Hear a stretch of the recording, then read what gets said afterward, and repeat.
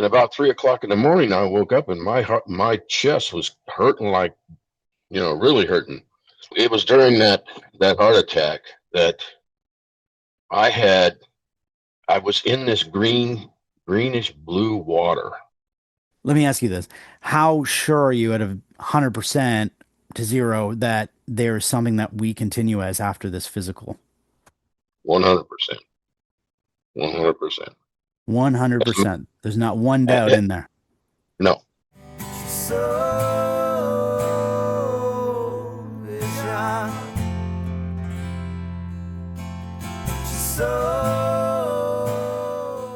I want to welcome everybody back to another episode of The Soul Inspired.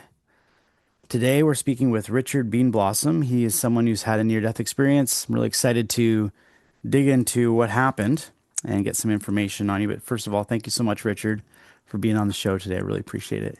You're welcome. Glad to be here. I I have kind of the same way I go about all the episodes. We just had a brief moment to talk before, but I don't know the exact age you were or when it happened, when the NDE happened, but I try to go before that. I always personally like to find out of people's childhoods because I try to find out a little bit about their personalities because it gives me a little bit more to work with just to kind of see what the changes were through your life. So if you can give us maybe a little bit about your personality as a kid and then into kind of like what your life was like before the NDE. As a kid, I was kind of a homebody. I was more of an introvert than I am now.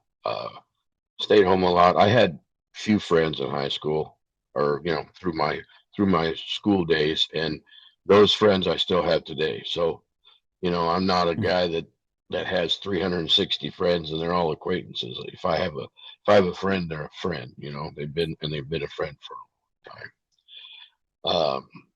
Probably the most significant thing is that I I always knew when somebody was in trouble or they were going to get in trouble. And the first time that happened, my brother had just gotten in a car wreck, and I saw it on the TV. Like, the TV was off, but I saw the wreck. And he Wow. called about 5 minutes later, and I said, "You've been in a wreck, right?" And he said, "How did you know?" I said, "Well, I saw it on the TV, and um, it wasn't good." And he said, "Yeah, the car's totaled." And so I've always had this thing where I knew when somebody was going to get in trouble, but or had been in trouble. Um, but I considered it a bad thing. It was like it was always bad, so I considered it the devil's work. So I learned to ignore it, as much as I could. So that was that was my first experience with any of this. Was that early adulthood then that you would say, or Yeah, I would say I was maybe 14, 15, oh wow. something like that. Yeah. So you had premonitions and intuitiveness about you early on and you recognized it, but it wasn't until what you saw with your brother that you kind of did you said you mentioned it to him, like you told him about what Yeah. you saw? Yeah, Yeah, because I that's told him. family, so it's going to mean something more, right? I mean, the other ones you might have been like, "Oh, that must be in my head. I'm not Yeah. that." Yeah, Yeah. yeah. I had some things like that too, but it was always around energy. It was always like my feelings. I didn't actually have Hmm. visions. I always just felt something. I could feel. It's kind of like when you see dogs walking down the road and they go crazy with someone because they're picking up energy. Like I was the same way as a kid. I pick up that energy, and then later on find out that person was not a good person or something, and that I wouldn't say anything. I just would feel it and then see it later and find out and go, okay, well, that's why I was feeling that. And I thought that was just a normal, I mean, it is normal, but I thought that everyone was walking around doing that all the time. So you had it more of like a visual. Yeah. I also, when that would happen, I learned to not say anything. It just my I had learned how to shut it off, and then, like you were saying, it would happen, and I would have this terrible guilty feeling that I didn't say anything. Wow. So it was like a catch-22. If I told somebody, I looked like a crazy person, and if I didn't tell them, then I got a lot of guilt for not telling them in the first place. So Right. it was never a good thing. So um, I just had to learn to deny what was going on. That didn't lead you in any kind of work with it though involved at that time, did it? No. Okay. Absolutely not. No.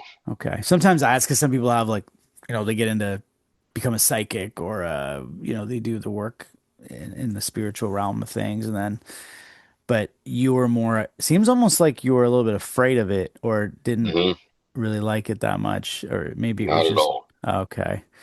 Okay. Didn't like it at all. So you had this natural way about you, and then leading up to your NDE, when did the NDE happen and how did it happen? Maybe we'll just kind of move into that kind of stuff. I had, let's see, it happened in 2024, April 29th, and I was 57 at the time.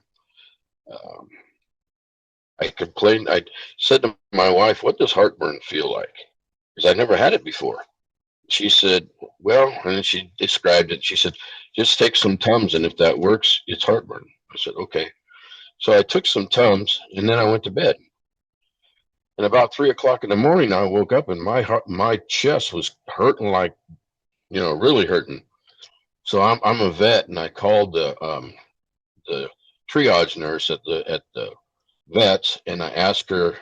She asked me a series of questions, and she said, "Go to the hospital right now." So I got off the phone. I went to the hospital, and they were going to put a stent in my heart, but they got up in there and they realized that I had the main three arteries were clogged. There was one at 100%, one at 90%, and one at 70%. Wow. So they ended up doing a triple bypass on me because I had a heart attack. And it was either during that time or after, um, because I can't really remember. I think it was during. I mean, anyway, it was during that heart attack that I had. I was in this greenish blue water, and there was other people in this water. The water was really warm and inviting, and for some reason, I could breathe in this water, and so could the other people. All the people that were with me could breathe. Um, I didn't know these people at all. I had never seen them before, but it felt like I had known them my whole life, and I trusted them. Hmm. So when I was in the water, each one of them would grab me by the hand, and they would take me over to a table, and they would show me things. And so that one would show me things. I don't know what these things are. Still don't know today. I just know that they were showing me things on these tables. And then the next one would grab me by hand and take me to the next table until I got to the fifth one. And of course they showed their table. And then I did like a left face, and there was black. It was just all black. It was like the side of the body of water I was in, just the wall of it. And I thought to myself, "Oh my God, I'm dead and I'm going to hell." You know, because that's what I heard hell was all black and fire. But all of a sudden, this light came down through the water, and it was the most warm, inviting light I ever saw in my life. Uh, I have a lot of ailments. I have PTSD, diabetes, high blood pressure, that kind of stuff, and it was all gone. Hmm. Every bit of it was gone. It was like I was. It's like I was an adult child. You know, everything was brand new, and I always wondered how people can die, go to heaven or go to hell, and not have some kind of guilt for leaving the ones in the earth on the earth. Hmm.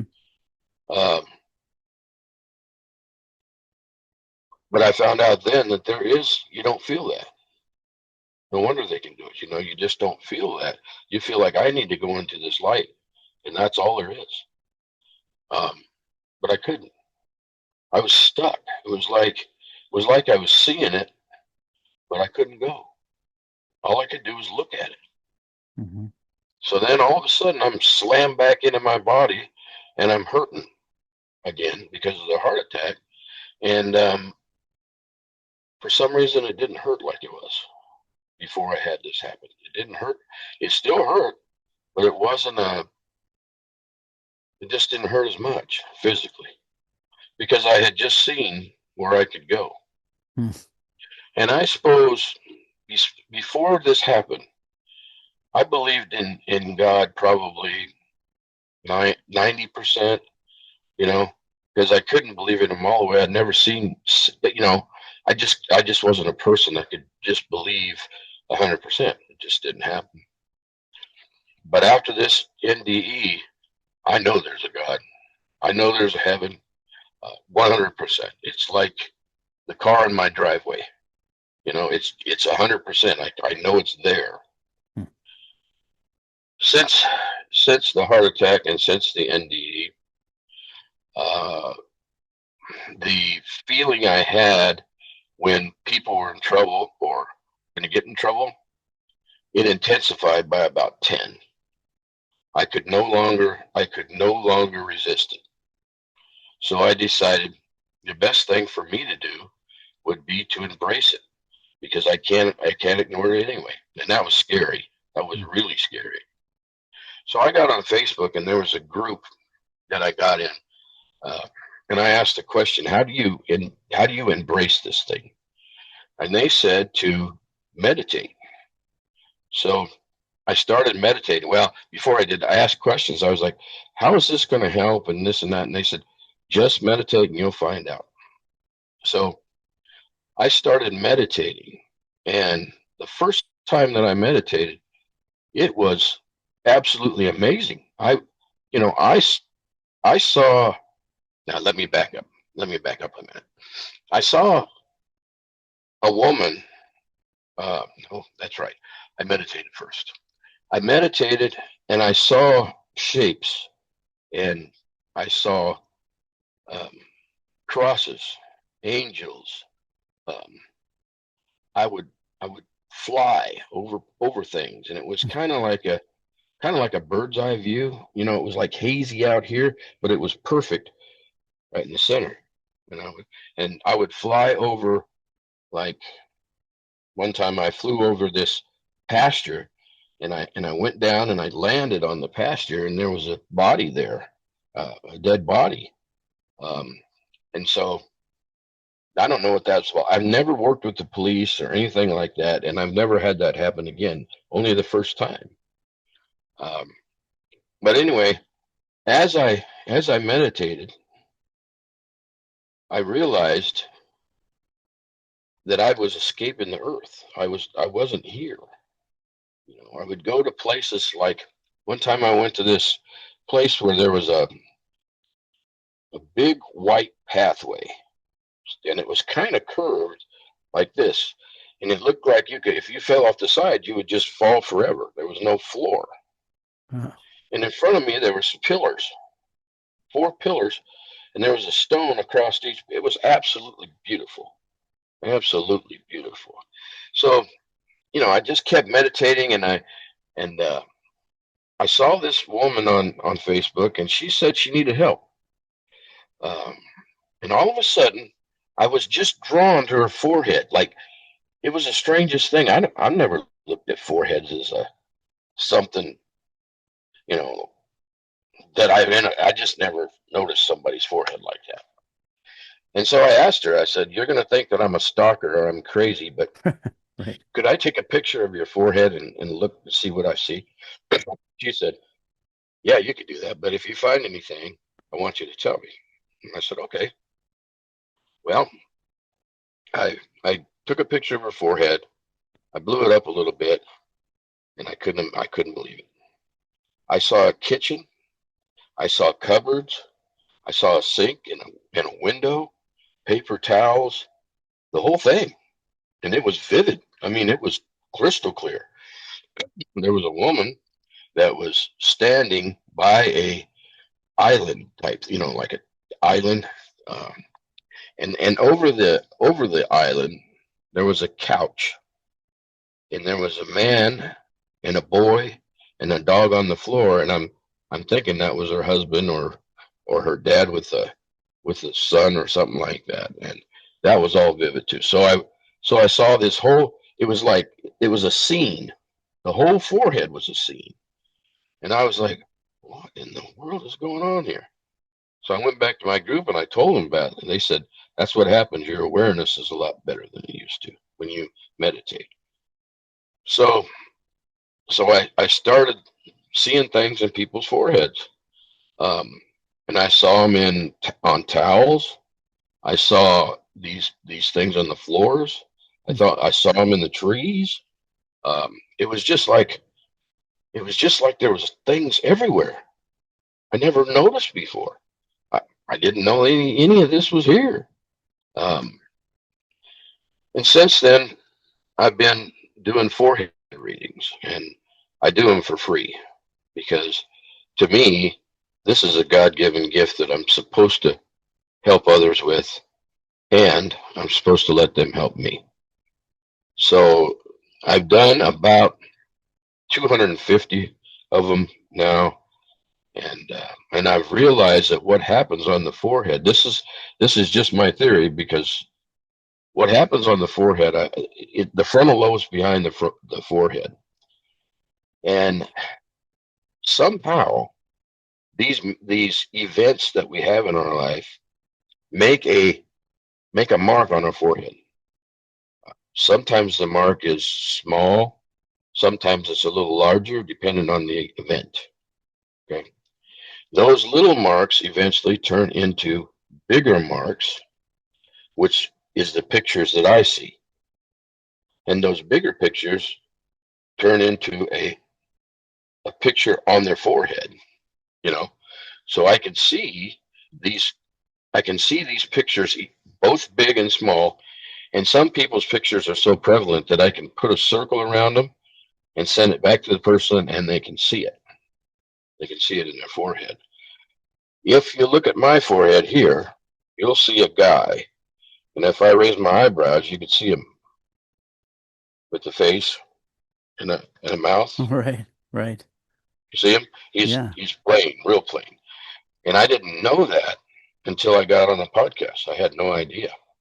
And people were looking at my forehead going, there's a weird guy on that guy's forehead. And when he talks, it seems like that guy talks too. If he raises his eyebrows, you see him? Right. Yeah, that's right. So that was it's really a, how do I say it? It's a blessing that I Mhm. that I can do this kind of thing. And all people do is they send a picture from their shoulders up, and they send it to my email, foreheadreadings@gmail.com, and I'm able to do their readings, and I send it back to them. And most people say that they are pretty spot on, uh, Hmm. because what happens is as these marks happen, it makes a timeline across across their foreheads, and people. I don't tell the future, but people can see their past and make corrections of what they're doing today. You know, so it's all of it's in the past up to the time that the photograph is taken. So I have I have some weird things happen.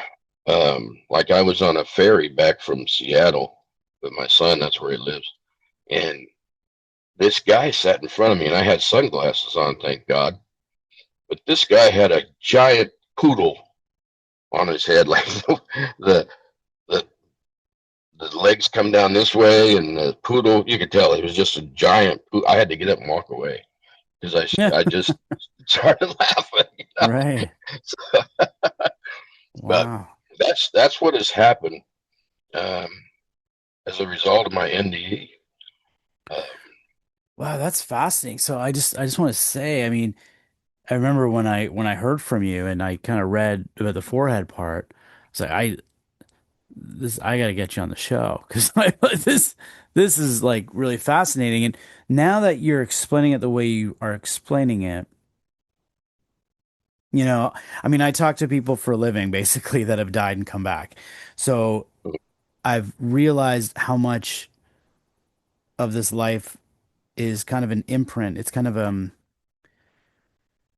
like I'm kind of jumping all over the place, but for instance, there are people who've had NDEs and come back and they have more gifts. And sometimes they see spirit. And sometimes when they see spirit, they almost see it like a past image. So Hmm. they'll go into someone's haunted house, but it's when they see the spirit, they see it what it looked like back in the 1800s or whatever.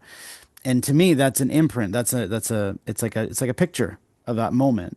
And whatever's Hmm. going on with the spirit and the soul, that's a whole other thing. But possibly what you're seeing is in real time in the physical is the manifestation or imprint of our current life on the forehead.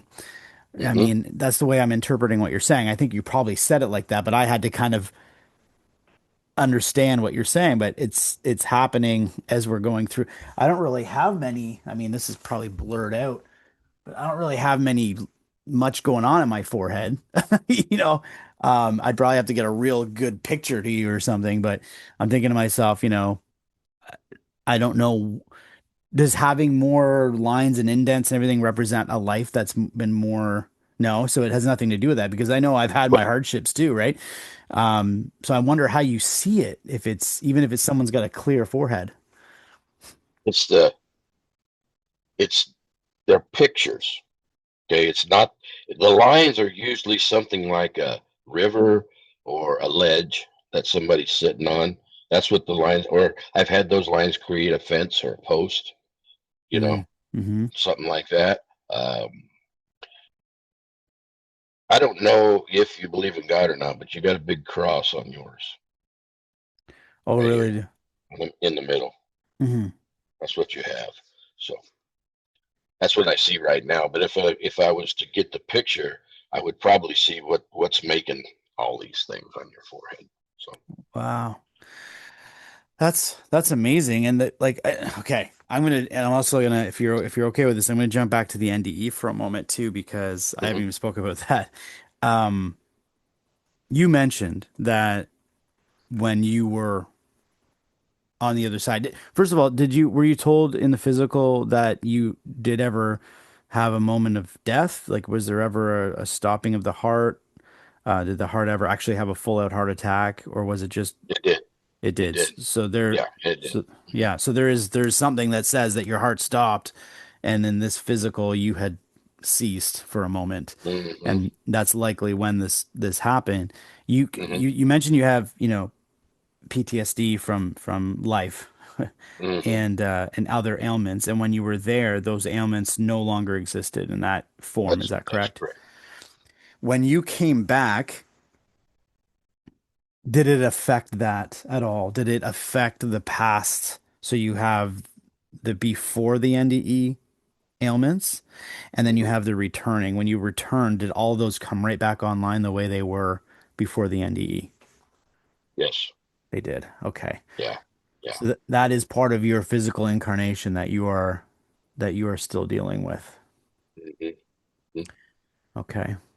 Yeah, So the I'm always PTSD came from Desert Storm. I had seen uh, things that a human being shouldn't see, right. you know.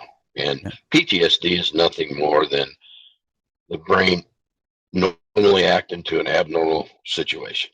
Hmm. So that's what PTSD is. Right. So an NDE doesn't cure all, is what I'm trying to get at. It doesn't No, come back and have the physical. All of a but sudden, not, you're reborn as a new human being, and all those pasts are gone. Right. It's like there's still imprints that we are dealing with.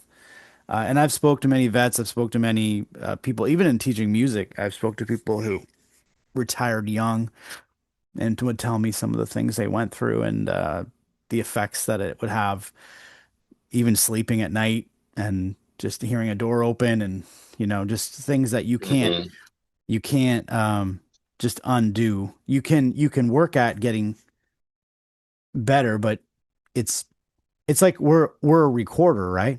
So you've mhm, recorded that part of this life into Richard. Like that's part of the mhm, physical Richard.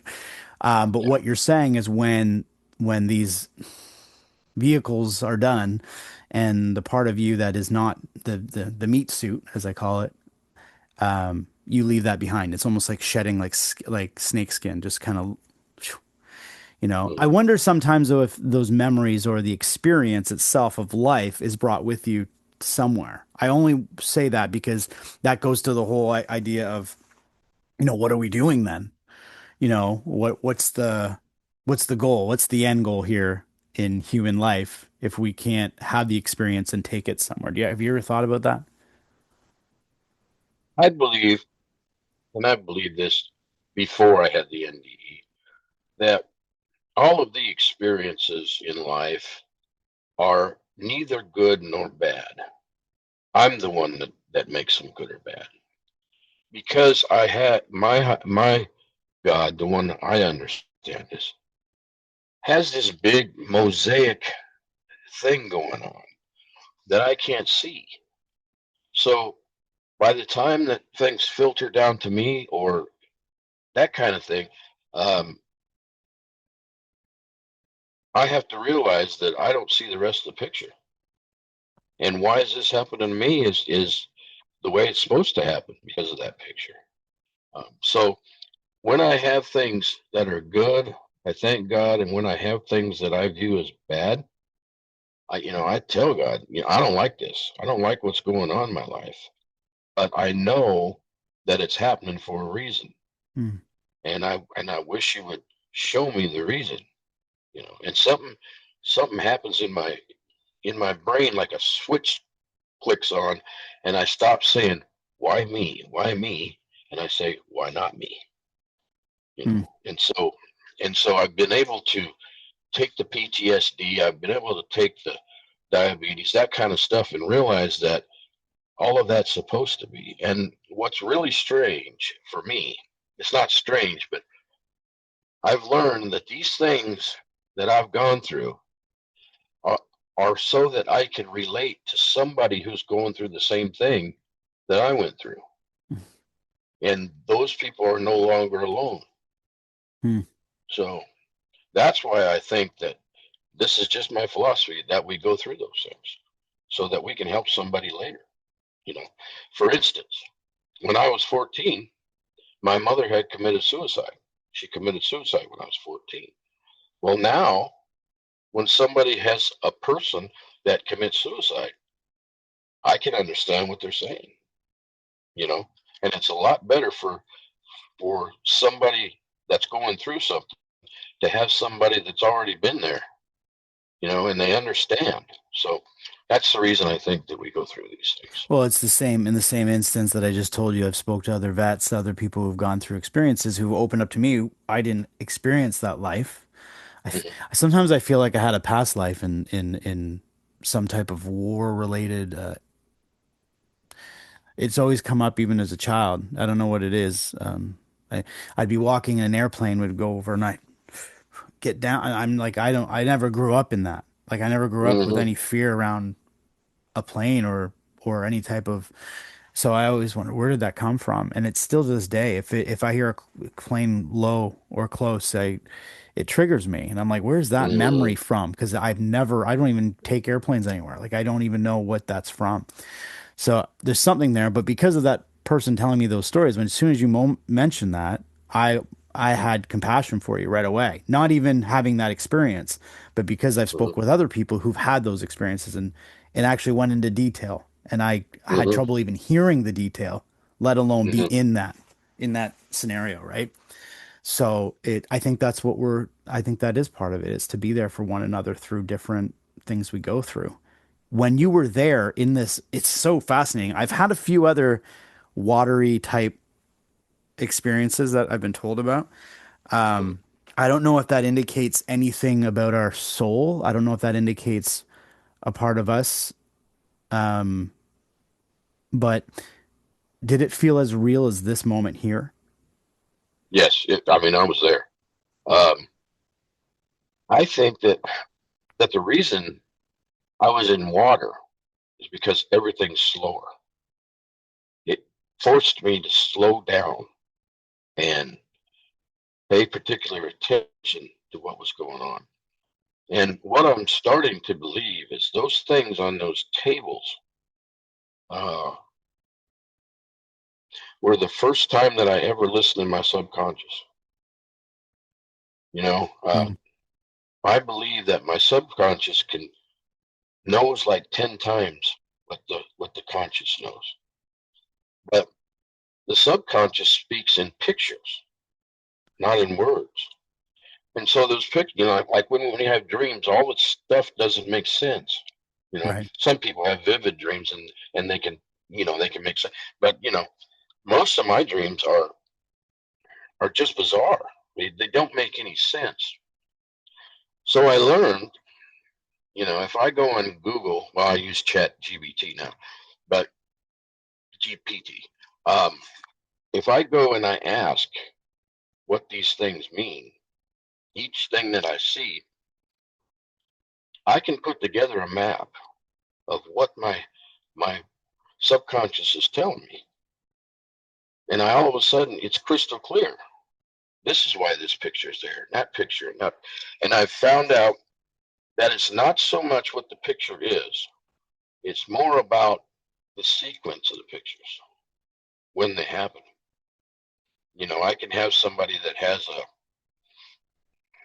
a wolf on their head and it's over here, and maybe there's people surrounding the wolf, and they're trying to keep it at bay. They've got their hands, holding their hands together, um, and then I can have a wolf that's up above and they're a protector. you know Mm. so it depends on the sequence more than what's there. So Wow. And you, at one point, you mentioned also you seen like the darkness hit, and then you were worried that you were going to hell or some type of hmm hellish experience, but that didn't hmm occur. no. Instead, there was almost like this connection, this light that came to you that you immediately felt connected to. And was it familiar? Was that light familiar in any way? Well, I believed in God before I seen that, but that light, um, it's familiar since the NDE, but Mm, it's not familiar. It was never familiar.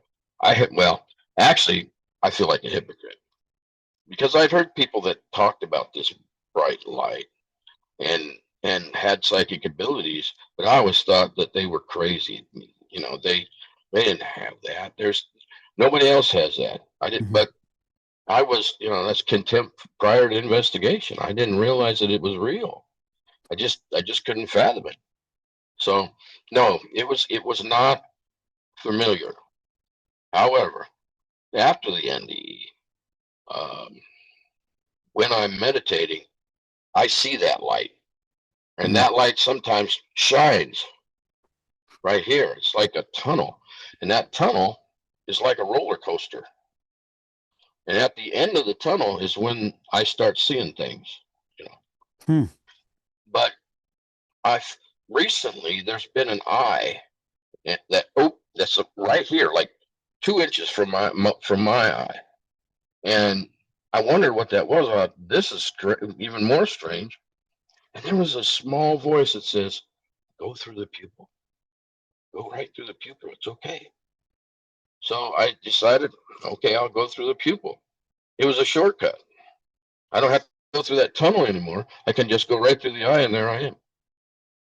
So oh, that's yeah, interesting. And yeah, what's interesting about that is, again, I hate to keep referencing this, but because of the amount of people I talk to, they give me different experiences they have. And there are mhm, people who have told me, I died and I saw my body, and then, oh, there's this light, and then I went through this tunnel, and there's this this space you're going through. Then there's the people who are here, they're hit, T-boned in a car, and they're somewhere else. Like they're right there. They've bypassed that entire process of going through anything. They were just on the other side, wherever they mhm. are. And I go, well, how did that happen? Like, what is the difference? So I don't know if our higher self is able to reach that space in different ways for whatever reason. Maybe there's kind of a slow movement to it. That's the tunnel. Hmm. That's that slow movement out of the physical 3D body into this next realm. Hmm. And then there's that, maybe there's that soul that, oh, I've done this so many times. I'm just gonna flick a switch and I'm right back to where I was. And Hmm. that's what it could be. You're almost learning that to do that while here, right? I mean, that's what that, again, I'm always interpreting what people are saying, so that's how I hear it right now because you're doing it in different ways. Hmm. I mean, I think the one thing I'm trying to determine from what you've had, so after you had the NDE and you came back, you said you were about 90% believed in God. Let me ask you this. How sure are you out of 100% to zero that there is something that we continue as after this physical? 100%. 100%. 100%. There's not one doubt in there. No. Um, I know I'm not afraid to die anymore either because I know there's something on the other side. And the something on the other side is absolutely amazing. Absolutely amazing. Mhm. I never got into heaven, but I'll tell you one thing. I want to go back. I want that. I want to go back to that light. You know, it's like I've had this experience and I could never 100% return to earth because I know there's something more, Mhm. on the other side. And I know that death is going to be uncomfortable because I've never seen anybody go out of here gasping their last breath with saying, "Oh, it's okay." But but on the other, it's all worth it because what's on the other side is 10 times better Mhm. than what's going on here.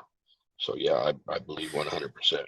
I'd love to think that I have this um and I do feel this way already even though I'm saying it like this that I have this important task of the work I'm doing in this.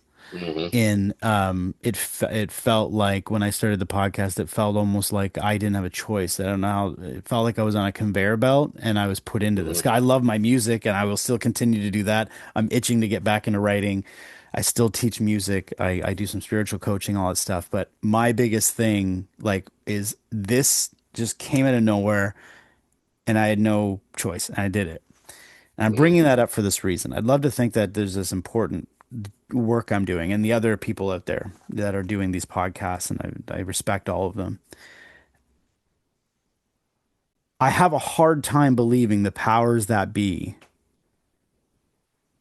wouldn't know that we continue on. I have a very hard time believing that. Like, I'd like to feel like I'm special and all of a sudden I'm part of this new movement that's happening and everyone's going to start knowing who we truly are. That's great. I love Hmm. it. It's a nice pat on the back. Good for my ego. But I can't help but think that this is already a well-known thing. And if that's the case, why are we not being told the truth? Do you ever think about that? I never really bring this up very often, but what I mean is so many of us are walking around thinking this is it, that this is what we're doing. If really the truth was out there, we would all know this truth. I think a future aspect of who we are, maybe in hundreds of years, we'll all know that. But I don't Hmm. understand why we're not told the ultimate truth. Any insight into that? I think we're told we're just not. It's gradual, so it doesn't seem like it's there. Um, for instance, I got a divorce from a lady, and uh, we had she had two kids, and then we had one of our own, and she was keeping the kids from me. Um, and I was in a terrible place. I just was. It was depression times 10. And I went into this little cafe. I was sitting there, and this guy turns around and he said, "You're going to see those kids. You're going to get through this divorce and you're going to be okay." And I know exactly where, and I hadn't said a word to him. I said nothing to this guy. And I said nothing when he said it. I was like dumbfounded. Hmm. How could somebody know where I'm at in my life and just start talking about it? So I said, "I'll be right back. I got to go to the bathroom." He said, "Okay." Well, I went to the bathroom. I came back and he was gone, Wow. just gone. And so, the truth is, for me, this is my truth, that there is I don't think anybody doesn't have a guardian angel, because there's too many things that happen uh, for me not to believe that. I could be like the other day. I dropped a glass of water, ice water, and we had to be someplace, so I had to clean it up, and it took me a couple minutes to clean it up. So I get in the car and I tell my wife, and she says, "Now we're going to be late." So she's going down the road, and all of a sudden, this person jumps right in front of the car, like just goes right across the street. And I thought to myself, if it wouldn't have been for that glass of water, Hmm. we would have hit that guy, you know. And Right. so I think that we're told the truth, but we're so used to things not happening Hmm. that we get used to the truth being not there. That's very true. And what just came to me as you were saying that story, I appreciate you saying it the way you did because you used kind of a couple life examples to make sense of Yeah. that. Is that if there are moments like that in our life, then who's to say that possibly we're not supposed to know the whole truth right now? Like that may be part of the timeline of we're not there yet. Hmm. And possibly people wouldn't be able to handle some of that. I mean, that gets into even all the other deeper stuff with the Hmm. UAPs and all the stuff that we all kind of just go, oh yeah, tinfoil hats. It's kind of funny, and it's starting to become Hmm. less funny now. I mean, there's a lot. This is stuff going through government now. This isn't any longer the guys down the in a trailer Hmm. that are saying they're seeing things. So my point is, maybe over time we know that truth. It can be a little Hmm. frustrating though. It can be a little frustrating only in the sense of seeing religions going against one another, Yeah. seeing people who have no belief system at all because they were never taught it or never been around it. But again, maybe that's their plan. Maybe they're Hmm. to find that truth in their own way. Hmm. Because I'm a truth seeker, I'm always looking for the answers to things so I can try to help people. Hmm. But at times I'm Hmm. like, well, maybe I can only help as much as I'm being guided to help. Like that's about as all Yep. I can do. Right. And I think everybody should feel that way. You're doing this with these readings you're doing, and the other, I don't know what else you're doing in life, but like there's moments, it could be the smallest things. Even people just, you don't have to be doing the actual spiritual work to be making a difference in someone's life. Right. But yeah, so that's fascinating. Do you find that now you're always walking around though and seeing people and you can pick up on what's coming to them ever? Like do you have an ability of turning it on and off, or is this something that's just flowing all the time No. now with you? I can't turn it off. Mm, I can't turn it off. I cannot. Most of the people that I do the readings with, I would say most of them, but some of them are really spiritual people, and but most of them that I work with have had a traumatic relative go through a traumatic death, you know, and they blame God for that. You know, if there is a God, then why did He let this happen?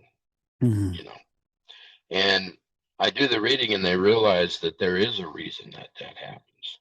You know, Yeah. um, one time I'll give you an example. One time I did a reading, and this 17-year-old boy was on a skateboard, and there was a car that came across and hit him. Well, when it hit him, he flew onto the sidewalk. He didn't have his hands in front of him. He hit his head on the sidewalk. He was in a coma for 3 weeks, and then he died. Wow.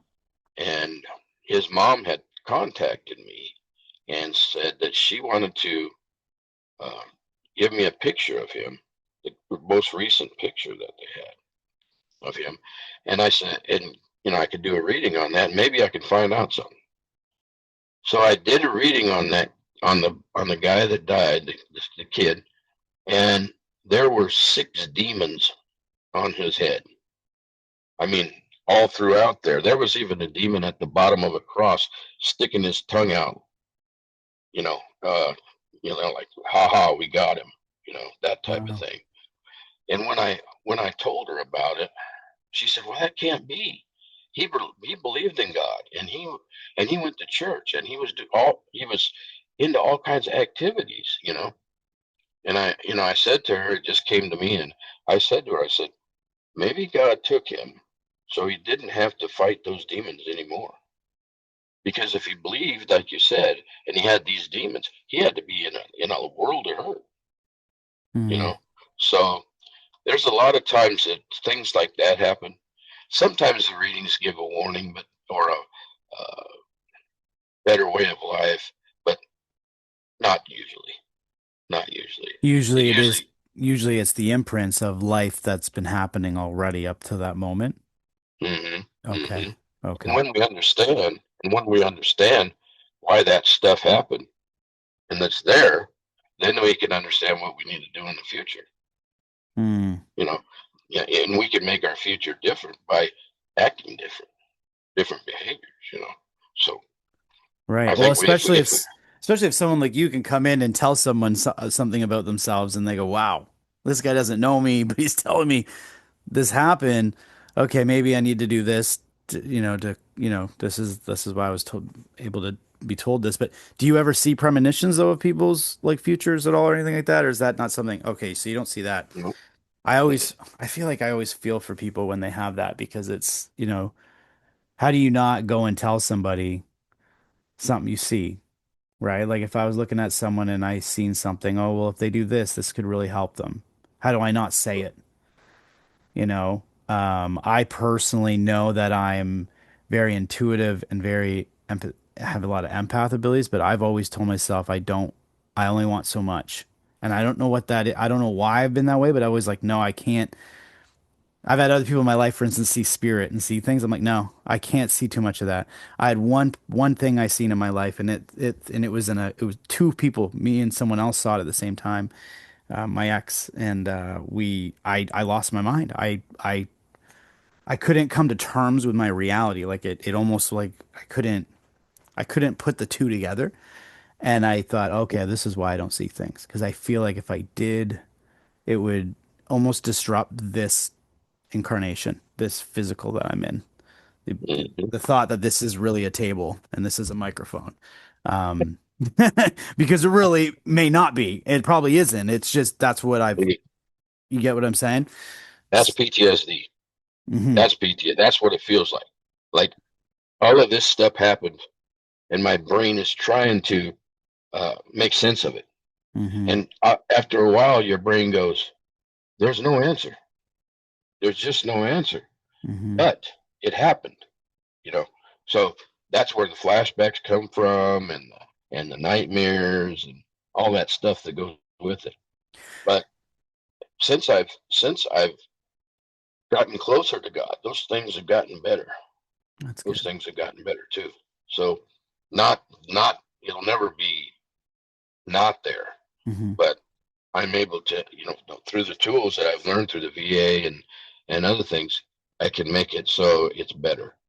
You know, I'm 100% disabled, Hmm. and 70% of it is PTSD. So yeah. Well, I was going to say a lot of it has to come through. I don't use the, the idea of forgiveness is something I always go to because I've had things in my life that I held on to for a long time. As soon as I forgave it and understood it, I would always put myself in the other person's place, as Hmm. hard as it was, and I'd go, okay, like I'm not happy how it affected me, but I can appreciate and understand why that person was like that now. Right. Now, what that does is it gives you the power over it holding you down, right? It no longer Hmm. is like controlling you. You're just kind of like, well, this Hmm. still sucks that this happened, but I'm no longer angry about that or no longer. So now it's like, well, man. So forgiveness or acceptance, all these Hmm. things that I remember growing up, people, counselors would say, and I'd be like, no, I'm not doing that. No. But then you get to a state where you go, well, like it's that, or you just let it kill you. Like Hmm. so now I'd rather choose me for once. I'll work with that. And that's what I try to tell people. Like always I just did an interview. We just released it today and just somebody went through some really crazy things and she had to put herself in the other person's like position while she was going through it. And Hmm. to then let that go and forgive, like that's not easy to do, right? And for anyone listening, if they're going through some hardships, like it's not easy to do. So yeah, no, I understand it all. I understand all about that. But I mean, it's amazing that you've had this experience that has affected you in the way it did, that you have the beliefs. Would you consider yourself just like a spiritual person then? Like it didn't lead you into a religion or anything, right? It just kind of like, Religion, there's too many of them for me. right. There's just too many, and then everybody says that their religion is the only one, Mhm. you know. And so I listen to religious people because they have very good stuff to say. But as far as the religion itself, I'm just not. Mhm. And the thing that I want answered is, if all of this religion is right, what kind of religion is there in heaven? Mm. Right. There is none, Right. Right. because you already believe. You know, you don't need it. Right. So, um, like I say, my son is ordained, and we talk about things all the time, Hmm. uh, spiritual things that have happening, and the verses that in the Bible that pertain to what I'm going through, and that kind of thing. So I never discount religious people. They have very good, what I want to say. They live good lives, most of them. Hmm. You know. So I always listen to them because they have very good things to say. But as far as the religion itself, I'm not religious. Right. I'm just not. Yeah, and So, I've come to I mean, I have my own religion and everything, but my biggest thing is there's good and bad with everything. And mm, as you said, and you know, what I love about religion, community. I love community. I love the idea of people actually going to look at something bigger than themselves. I think mhm, that's admirable because there is something bigger than ourselves. We are that mm, something, but mm, I mean something bigger than ourselves, than mm, this human. And so I think that's admirable. But then the problem is there's all the other stuff. There's the other stuff, and the other stuff bothers me because it doesn't make much sense. It kind of almost completely goes against the preaching of what it is. So it doesn't mm, make much sense. So I, and I get people of all different beliefs. I would say if people are serving that belief in a good way, in a heart-filled way, in a loving way, then they're doing the right thing. And they can have their own opinions, right? So I just didn't know. I always ask people if it changed anything. Some people come out of the NDEs and they change their life. mm.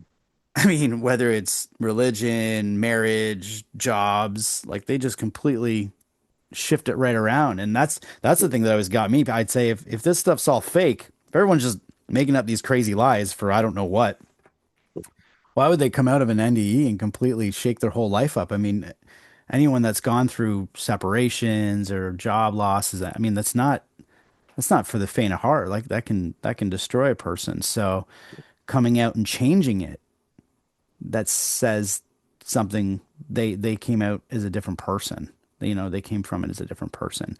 So I think it did affect you from what I got, almost like you're a little bit of a different person now, but from the human ailment aspect, it didn't change some of that kind of stuff. Is that fair to say? I'm not trying to judge it, but It changed my purpose. okay. That's what it did. Mm, It changed my purpose because before the NDE, I liked helping people. After the NDE, I must help people. It's a must. hmm. And I only am the messenger. I'm not God. So I'm only the messenger that he allows me to see these pictures and do what I'm doing because of him. If it wasn't for God, I wouldn't be doing this. So the best that I could ever be is the messenger. And that gives me peace. That gives me Wow. serenity. Just being the messenger. But a lot of people say, man, you're spot on and what you have is great. And I tell them, I'm only as good as God allows me to be. Hmm. Yeah. That's the way it is for me. So, No, I love that. Just a few last things here. One of the things I wanted to ask you when you came back, unless I missed this, you weren't told to go back, right? Like you were not forced to go back mm-mm. or given the option. You just were back. Am I right? Yeah, because I couldn't go into the light anyway. It wouldn't let me. And then all of a sudden I was back. So it was like I had glue or concrete shoes on.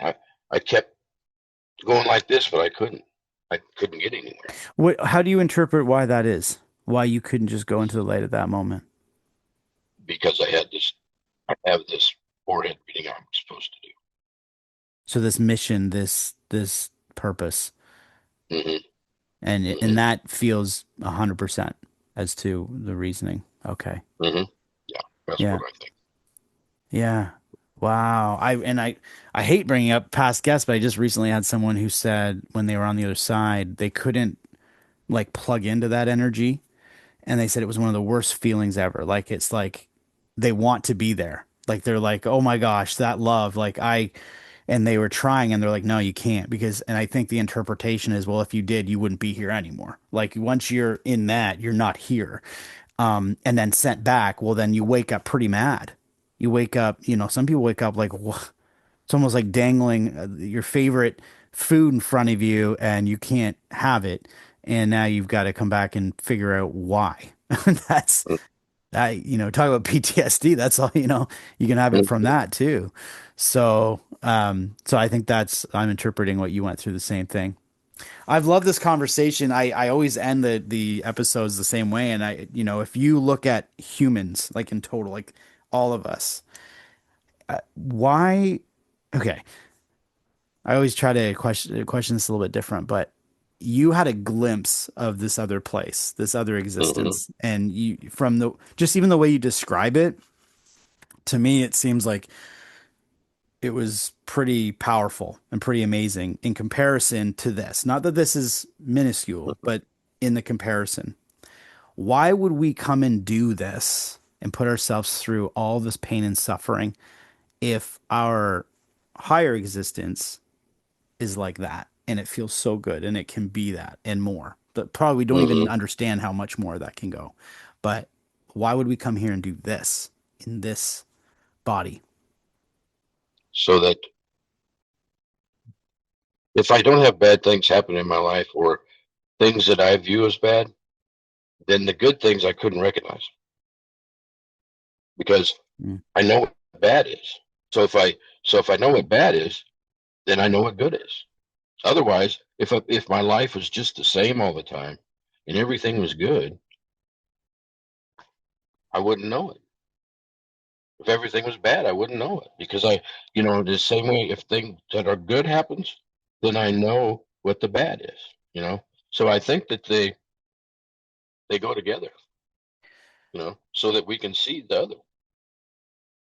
I That's my love view that. on that. No, I love that. So we come to experience these hardships so that we can appreciate the powerful beingness that we are, because otherwise there's Hmm. no understanding of it. That's right. That's the way I believe it. So. Well, it kind of makes, I think it kind of makes sense even from a humanistic standpoint, because if you were born here and life was lollipops and rainbows all day, every single day, it was amazing. Like you'd almost at some point say, what am I doing? Like what? Hmm. It's, Uh-huh. right. So, but from that standpoint, we come here to understand the hardships. I would take that further. I'm not saying this is just my feeling because I've had that Hmm. kind of answer before. That I also do believe, just like when we're here, we have memory. Hmm. Yes, some of us get unfortunately get Alzheimer's, our memory gets all Yeah. jangled near the end of our life, and it's terrible. But I think there's like this internal, it's just kind of like I mentioned earlier in the show about the airplanes and how I get these moments, right? That I don't Hmm. even know what they're from. Yeah. And I wonder sometimes if those are fragments of like energetic memory. And my point is that if we come here and have these hardships, we take that with us.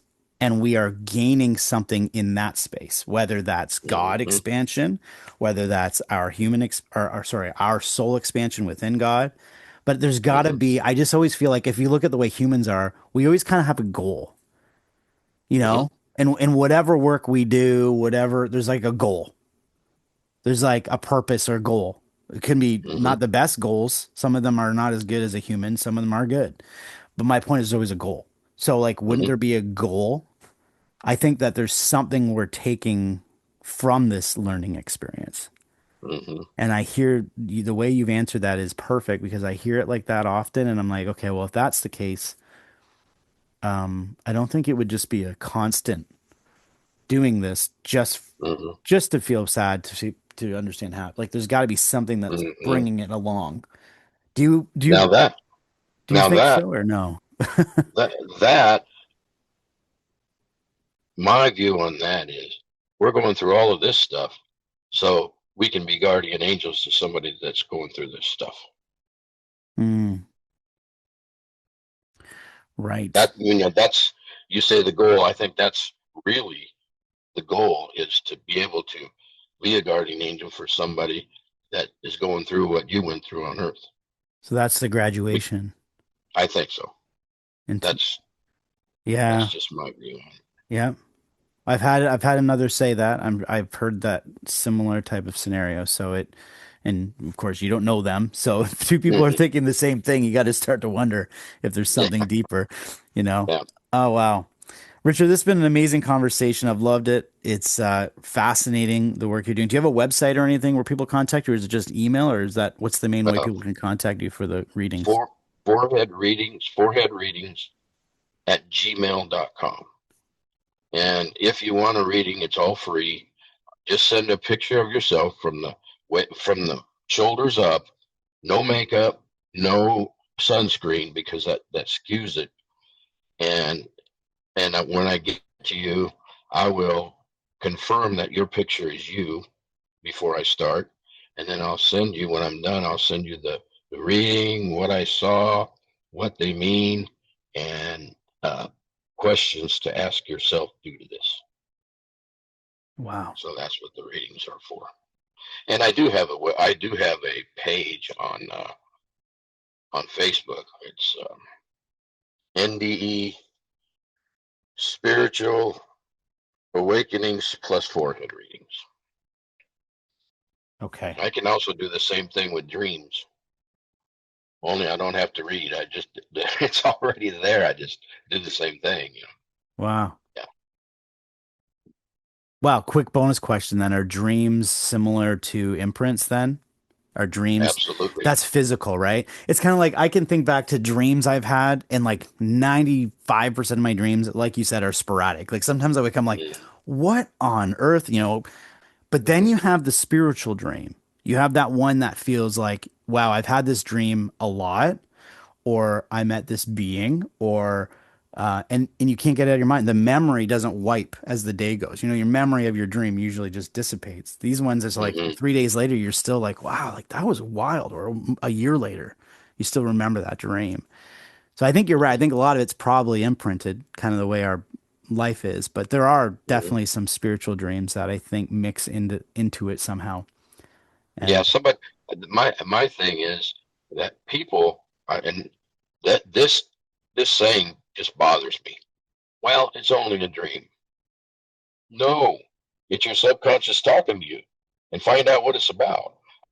When I have a dream, whether it's just a small one or a big one, I write it down right away so that I can look it up and figure out what my subconscious is telling me. You know. right. So yep, Yeah, that's a good yep. idea. And probably the more you write that down, and as long as you're in tune with the messages, I've been Mm-hmm. saying a lot of that now. When I hear something over and over and over, I listen. Mm-hmm. I don't just go, oh, it's just my brain, move it That's on. right. But if it keeps coming back, no, like, what is it trying to say? So if you're writing that Mm-hmm. dream down and you're hearing a message of what it means, just trust it. Like, Mm-hmm. don't be like, oh, I want, maybe it's just me thinking, no, no, no, no. Like if you're hearing it over and over, that's the part of us that we are starting to understand is part of us that I think we've forgotten is. within us is those, Hmm. yeah, But but if I think about it, meditation is dreaming while I'm awake. right. Only I remember it. I don't have to write it down. I remember what's happening. So Hmm. if I can analyze what's going on when I'm meditating and I'm awake, it's no different when I'm asleep. It's a little more bizarre usually, but Right. I can figure out what my subconscious is telling me. Just the subconscious. They say that a dream, I mean, a picture's worth 1,000 words. Well, if my subconscious shows me two pictures, it just said 2,000 words. Yeah, right. Right. That's true. You know? So that's why I Yeah. try to figure out what it's telling me. So. Yeah. Well, I'll take that, and well, into the audience too. A meditation is something that I've always suggested, even after I stop talking to the guests. We'll have a quick little chat after, whatever. They'll always say, like, get meditating or things like my music is my meditation. That's when I feel in tune with something. So mine's a little bit interpreted different, but meditation, just being Hmm. still with yourself. You could be in the garden. You could be doing anything as long as you're like with in that space, and everybody knows the space. It's not the space Hmm. where you're wondering how you're going to afford groceries later, how you're going to get to work tomorrow because your car broke down. That's not meditation. That's your brain in overdrive. So it's got to be, Hmm. you got to be like a stillness of thought, and then letting it's going to keep coming through. But you have to let it keep coming through, and then Hmm. I think it starts to slow down.